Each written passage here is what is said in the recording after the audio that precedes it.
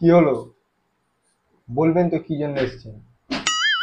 বলছি স্যার, আমার মালিক বাস কিনতে এসেছে আপনার সঙ্গে। বলবো? বলুন না। বলবো। এর মাথা পরে তার কাটা আছে। বলবেন তো, পাঁচির জন্য অপেক্ষা করছেন? গ্রহণ অক্ষর তো পড়ে না এখনো। দাদা বলবো। গন্ডগোলটা নেটওয়ার্কে আছে না টাওয়ারে আছে ঠিক ধরতে পারছি নি তো, ঠিকঠাকই তো লাগছে।